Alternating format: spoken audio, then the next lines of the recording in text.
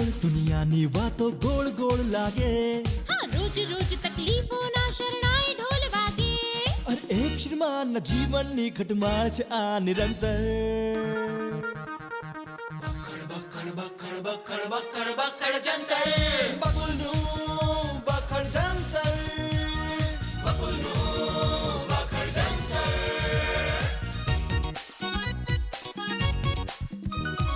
બકુલને બેલાની જોડી કમાલ. સોહનને પરી મચાવે ધમાલ. અરે સાસુમાનું ચાલે મિલિટરી રાજ ને મોન્ટુ મામાનો અનોખો અંદાજ. દાદાજીના અનુભવથી થઈ તકલીફો છું મંતર. બકડ જંતર. બકુલનું બકડ જંતર.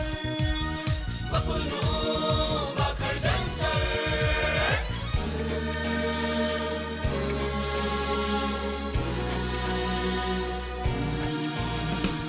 એક સાંધતા તેરે ટૂટે સમસ્યાઓનું ના સાથ છૂટે. મળતી બધાને રોજગારી નથી ને પોસાય બલ મોંઘવારી નથી. મુસીબતોની ફિલ્મનો પાડે છે જે મધ્યાંતર. બકડ જંતર. બકુલનું બકડ જંતર. બકુલનું બકડ જંતર. બકુલનું બકડ જંતર. બકુલનું બકડ જંતર. હાય પાર્ટનર, આપણી કંપની માટે કોઈ ક્લાયન્ટ મળ્યો કે નહીં? મળ્યો ને, તારી સામે જ ઊભો છે. અને એની પાર્ટનર? એ પણ મળી ગઈ છે. એ મારી સામે ઊભી છે.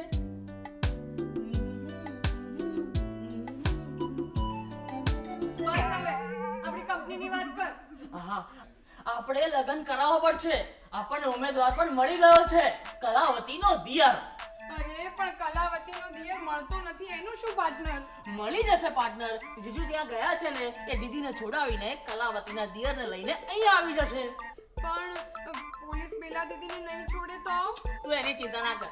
મારી દીદીને 2-4 દિવસથી વધારે કોઈ ના રાખે. 2-4 દિવસે પોલીસ બેલા દીદી જોડે ચટકી પીસી, આટા પીસી એવું બધું કરાવશે તો સારું ને. આપણે લગ્નના જમણવારમાં જે લોટ જોઈએ છે એ ત્યાં જ દળાઈ જશે. Very good idea. હવે આપણી કંપનીનો નફો વધારે થશે. કોને ફોન કરે છે?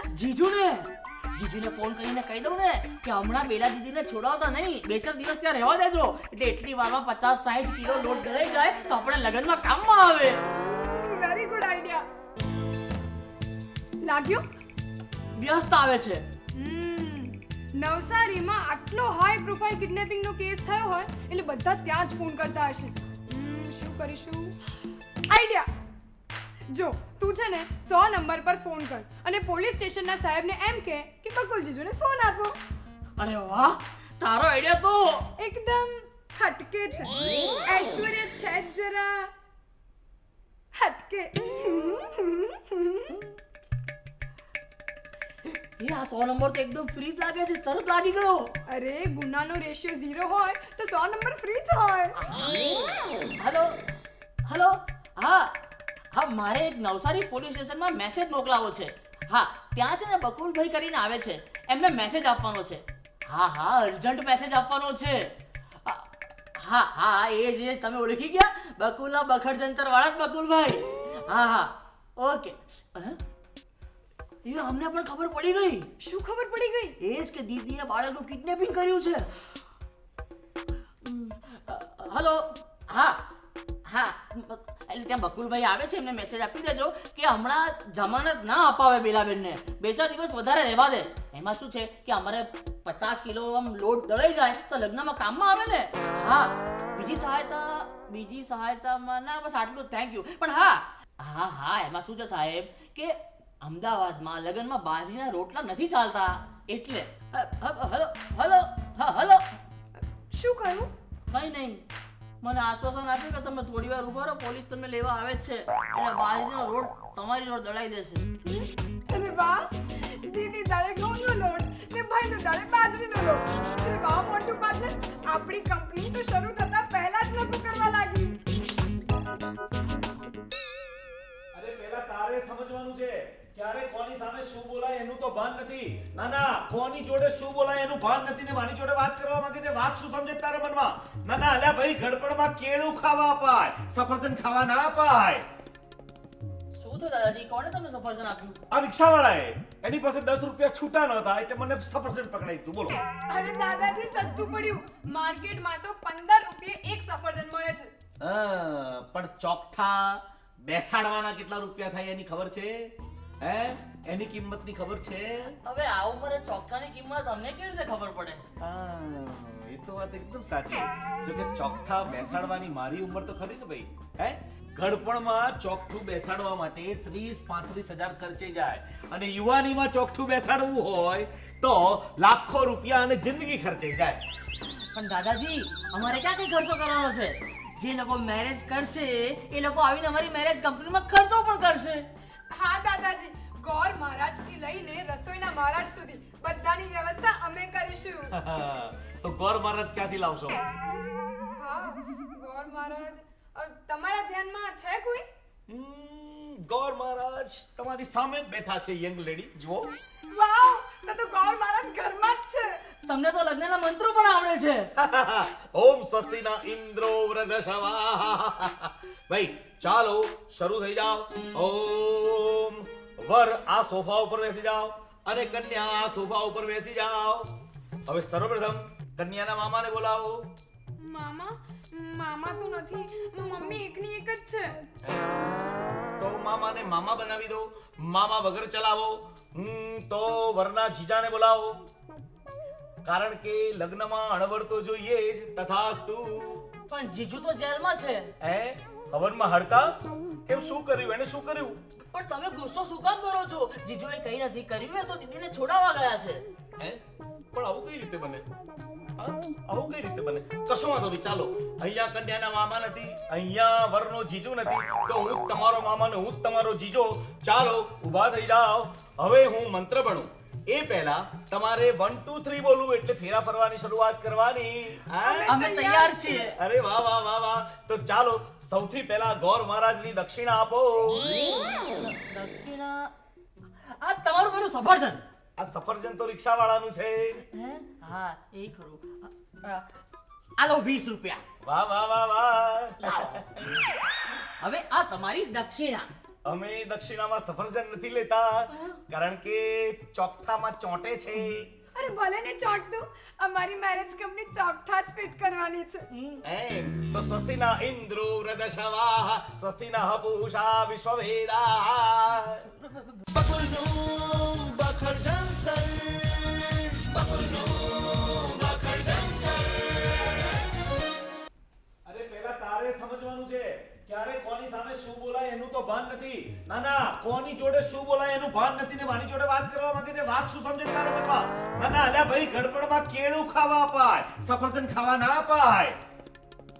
શું થયું દાદાજી? કોણે તમને સફરજન આપ્યું? આ રિક્ષાવાળાએ, એની પાસે 10 રૂપિયા છૂટા નહોતા એટલે મને સફરજન પકડાઈ તું. બોલો. અરે દાદાજી, સસ્તું પડ્યું. માર્કેટમાં તો 15 રૂપિયે એક સફરજન મળે છે. પણ ચોકઠા બેસાડવાના કેટલા રૂપિયા થાય એની ખબર છે? હે, એની કિંમતની ખબર છે? હવે આ ઉંમરે ચોકઠાની કિંમત અમને કેવી રીતે ખબર પડે? એ તો વાત એકદમ સાચી. જો કે ચોકઠા બેસાડવાની મારી ઉંમર તો ખરી ને ભાઈ. હે, ગડપણમાં ચોકઠું બેસાડવા માટે 30-35 હજાર ખર્ચે જાય અને યુવાનીમાં ચોકઠું બેસાડવું હોય તો લાખો રૂપિયા અને જિંદગી ખર્ચે જાય. પણ દાદાજી, અમારે ક્યાં કઈ ખર્ચો કરવાનો છે? જે લોકો મેરેજ કરશે એ લોકો આવીને અમારી મેરેજ કંપનીમાં ખર્ચો પણ કરશે. હા દાદાજી, ગોર મહારાજ થી લઈને રસોઈના મહારાજ સુધી બધાની વ્યવસ્થા અમે કરીશું. તો ગોર મહારાજ ક્યાંથી લાવશો? હા, ગોર મહારાજ તમારા ધ્યાનમાં છે કોઈ? ગોર મહારાજ તમારી સામે જ બેઠા છે, યંગ લેડી. જુઓ. વાવ, તો ગોર મહારાજ ઘરમાં જ છે. તમને તો લગ્નના મંત્રો પણ આવડે છે. ઓમ સ્વસ્તિના ઇન્દ્રો વૃદ્ધશવાઃ. ભાઈ ચાલો શરૂ થઈ જાઓ. ઓમ. વર આ સોફા ઉપર બેસી જાઓ અને કન્યા આ સોફા ઉપર બેસી જાઓ. હવે સર્વપ્રથમ કન્યાના મામાને બોલાવો. મામા તો નથી, મમ્મી એકની એક જ છે. હે? તો મામાને મામા બનાવી દો, મામા વગર ચલાવો. તો વરના જીજાને બોલાવો, કારણ કે લગ્નમાં અણવર તો જોઈએ જ. તથાસ્તુ. પણ જીજુ તો જેલમાં છે. હે? હવનમાં હડકા? કેમ, શું કર્યું એને? શું કર્યું? પણ તમે ગુસ્સો શું કામ કરો છો? જીજુએ કંઈ નથી કર્યું, એ તો દીદીને છોડાવવા ગયા છે. હે? પણ આવું કઈ રીતે બને? હા, આવું કઈ રીતે બને? કશો વાંધો નહીં, ચાલો. અહીંયા કન્યાના મામા નથી, અહીંયા વરનો જીજુ નથી, તો હું જ તમારો મામા ને હું જ તમારો જીજો. ચાલો, ઊભા થઈ જાઓ. હવે હું મંત્ર ભણું એ પહેલા તમારે 1 2 3 બોલવું, એટલે ફેરા ફરવાની શરૂઆત કરવાની. હા? અમે તૈયાર છીએ. અરે વાહ વાહ વાહ વાહ. તો ચાલો, સૌથી પહેલા ગોર મહારાજની દક્ષિણા આપો. દક્ષિણા આ તમારું પેલું સફરજન. આ સફરજન તો રિક્ષા વાળાનું છે. હે? હા, એ ખરું. આલો 20 રૂપિયા. વાહ વાહ વાહ વાહ. હવે આ તમારી દક્ષિણા.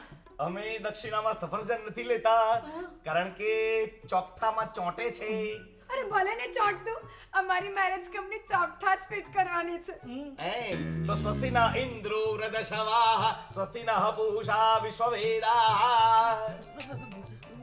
શું થયું? ફોન. હલો. હા, બરાબર છે.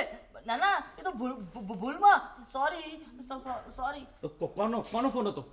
જીજુનો ફોન હતો. શું કહેતો હતો? એને બેલાને છોડાવી? ના, એમને અંદર કરી દીધા. હા?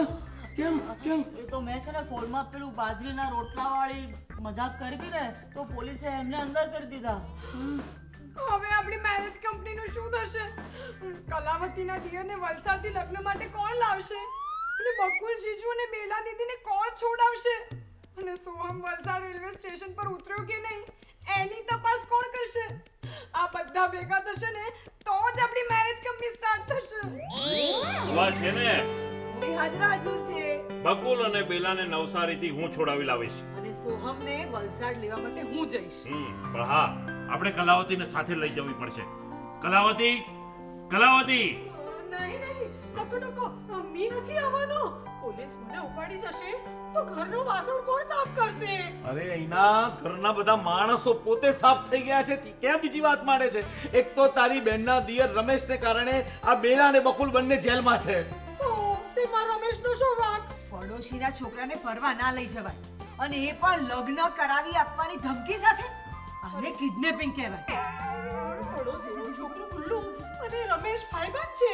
હા, અને એ ગુલ્લુ રમેશની આંગળી છોડાવીને બેલા વહુની આંગળી પકડીને નવસારી ઉતરી ગયો. ગુલ્લુ બેલા મેડમ પાસે છે. હા, દેવાએ ગુલ્લુને બચાવી લીધું અને રમેશને પણ. હા, પણ રમેશે ગુલ્લુને છોડીને સોમને પકડી પાડ્યો છે. અને બેલા દીદી હવે જેલમાં છે. અને પાછો રમેશનો ફોન હતો. એણે કહ્યું કે એના લગ્ન આપણે ગુલ્લુની બેનની સાથે કરો તો જ એ સોમને છોડશે.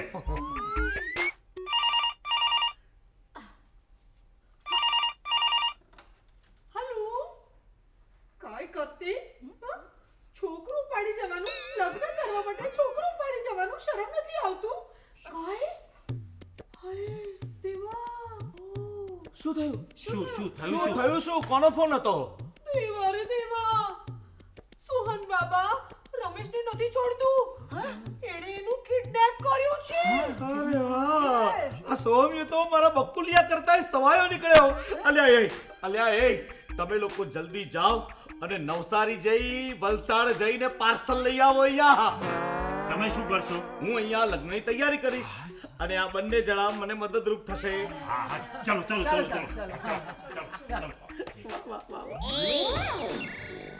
દાદાજી, ચોકઠું ચોટી જશે. ચોંટાડવાનું જ છે. તમારી મેરેજ કંપનીના પહેલા લગ્નમાં રમેશનું ચોકઠું ગુલ્લુની બેન જોડે ચોંટાડીને જ રહીશ.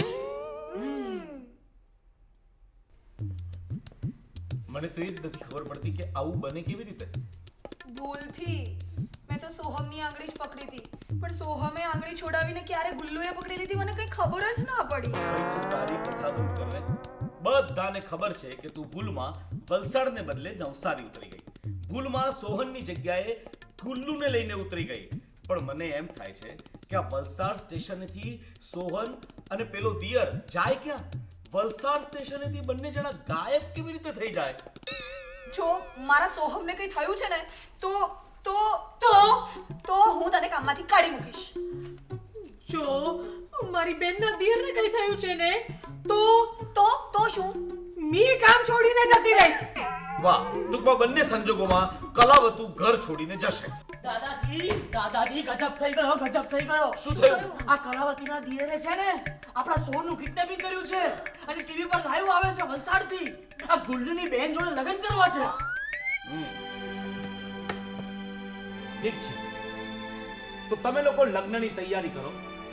ગુલ્લુની બેનને હું લઈ આવું છું. ચિંતા ના કરો. તમારા મેરેજ કંપનીના પહેલા વર વધુના સાજ શણગારની તૈયારી શરૂ કરો. ચાલ કલાવતુ. બકુલનું